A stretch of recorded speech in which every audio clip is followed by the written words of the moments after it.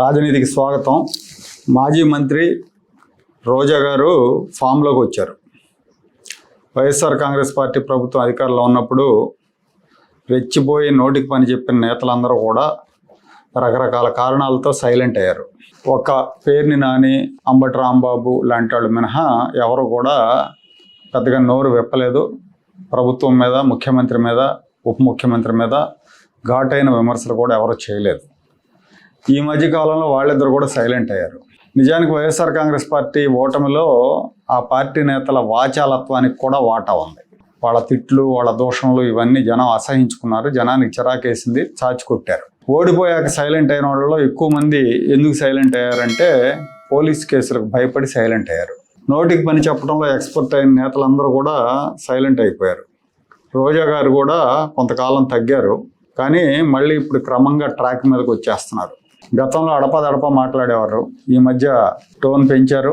ప్రభుత్వం ఓడిపోయిన తర్వాత కూడా రోజా ఏదో ఒక కోటాలో క్రమం తప్పకుండా తిరుమలకు వెళ్తున్నారు. దాని మీద కూడా విమర్శలు వస్తూ ఉన్నాయి. ఈ మధ్య అక్కడ కూడా రాజకీయ విమర్శలు చేస్తున్నారు. అక్కడ తిరుమలలో రాజకీయ విమర్శలు చేయకూడదు కొండ మీద అనేది టీటీడీ నియమం ఉంది. దాన్ని ఉల్లంఘించి మళ్ళీ మా జగనన్న ముఖ్యమంత్రి అవడం ఖాయమని ఆ మధ్య మీడియా వాళ్ళకి జోస్యం చెప్పారు. అధికారంలో ఉన్నప్పటి ఫామ్ను అందుకునే ప్రయత్నాలు మొదలుపెట్టారు.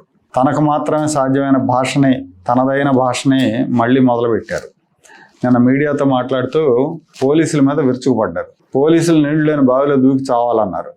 ముఖ్యమంత్రి చంద్రబాబు గారిని గాడు అని సంబోధించారు. ఉప ముఖ్యమంత్రి పవన్ కళ్యాణ్ మీద కూడా నోటికొచ్చినట్టు అనుచితమైన వ్యాఖ్యలు చేశారు. అసభ్యకరమైన భాషతో తన మార్కు చూపించేందుకు మళ్ళీ రంగంలోకి దిగినట్టుగా అనిపిస్తూ ఉంది. ఆ ఎమర్జెన్సీ రెస్పాన్స్ అయితే చిట్ట చివరి స్థానానికి ఆంధ్రప్రదేశ్ వచ్చింది అంటే ఇక ఈ పోలీసులు వాళ్ళు ఎందుకు ఏదైనా నీళ్ళ లేని బావిలో దూకచ్చు.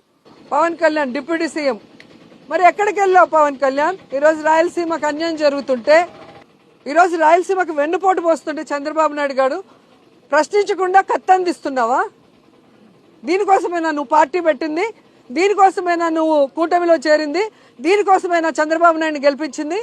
మొదట్లో సైలెంట్ అయిన రోజా ఇప్పుడు ఎందుకు రెచ్చిపోతున్నారు? మహామహులంతా సైలెంట్గా ఉంటే ఈవిడ రెచ్చిపోవడానికి కారణం ఏంటి? ఈవిడికి భయం లేదా అనే సందేహం రావచ్చు. ఒకటేంటంటే మహామహులందరూ సైలెంట్గా ఉన్నప్పుడు రెచ్చిపోతే జగన్మోహన్ రెడ్డి దగ్గర మంచి మార్కులు వస్తాయి. జగన్మోహన్ రెడ్డి భవిష్యత్తులో మంచి అవకాశాలు ఇస్తారు. అదొక రీజన్ అయి ఉండొచ్చు. రెండో రీజన్ ఏంటంటే మొదట్లో ఆమె కూడా కొంత తగ్గారు, కేసుల భయానికే తగ్గారు. జగన్మోహన్ రెడ్డి హయాంలో ఆడుదాం ఆంధ్ర కార్యక్రమం నిర్వహించినప్పుడు రోజా క్రీడల మంత్రిగా ఉన్నారు. ఆ కార్యక్రమంలో అవకతవకలు జరిగాయని కూటమి ప్రభుత్వం విచారణకు ఆదేశించింది. ప్రభుత్వం వచ్చిన వెంటనే విచారణకు ఆదేశించింది. ఈ కుంభకోణంలో రోజా పాత్ర ఉంది, ఆమె అరెస్ట్ ఖాయమని తెలుగుదేశం నేతలు పత్రికా ప్రకటనలు ఇచ్చారు. ఇంకేముంది, యాక్షన్ తీసుకుంటారని అందరూ అనుకున్నారు. కానీ విజిలెన్స్ విచారణ నిర్వహించారు. విచారణ జరిగిన తర్వాత రిపోర్టు డీజీపీకి చేరిందని చెప్పారు. త్వరలోనే చర్యలు ఉంటాయన్నారు, కానీ ఇంతవరకు చర్యలు తీసుకోలేదు. అరెస్ట్ భయానికి మొదట్లో సంయమనం పాటించిన రోజాకు ఇప్పుడు ఇక అరెస్ట్ చేయరనే నమ్మకం కుదిరినట్టుంది. అందుకే తనదైన శైలిలో మాటల దాడి మొదలుపెట్టారు. ఈవిడ మీద తిరుమల టికెట్లు అమ్ముకున్నారని, తనతో పాటు పదుల సంఖ్యలో దర్శనాలకు తీసుకెళ్లి డబ్బులు వసూలు చేశారన్న ఆరోపణలు కూడా వచ్చినాయి. నియోజకవర్గంలో ప్రత్యర్థులు అయితే ఇదే విషయం మీద విమర్శలు చేస్తూ ఉంటారు. మహిళల మీద చర్య తీసుకునే విషయంలో చంద్రబాబు నాయుడు గారు ఒకంత వెనకడుగు వేస్తారు. ఈ విషయాన్ని గతంలో వైసీపీ నేత పేరు నాని కూడా చెప్పారు. తన మీద, తన భార్య మీద రేషన్ బియ్యం మాయం కేసు నమోదైనప్పుడు చంద్రబాబు చాలా ఉన్నతమైన వ్యక్తిత్వం కలిగిన వారు, రాజకీయ స్పర్ధలను మహిళల మీద చూపించరు, మహిళల జోలికి వెళ్లరు అని పేరు నాని చెప్పారు. బహుశా అందుకేనేమో వైసీపీలో పేరు మోసిన పురుష పుంగువులంతా సైలెంట్ అయితే రోజా, విడదల రజనీ లాంటి వాళ్ళు సవాళ్లు చేస్తూ ఉన్నారు.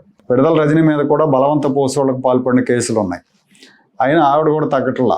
కూటమి ప్రభుత్వం వైసీపీ నేతల అక్రమాల మీద విచారణ జరిపించడం వరకు బాగానే ఉంది, కానీ యాక్షన్ లేకపోతే మిగతా నేతలు కూడా, వైసీపీలో ఉన్న మిగతా నేతలు కూడా వీళ్ళని ఆదర్శంగా తీసుకుని మైకుల ముందుకు వచ్చే అవకాశం ఉంది.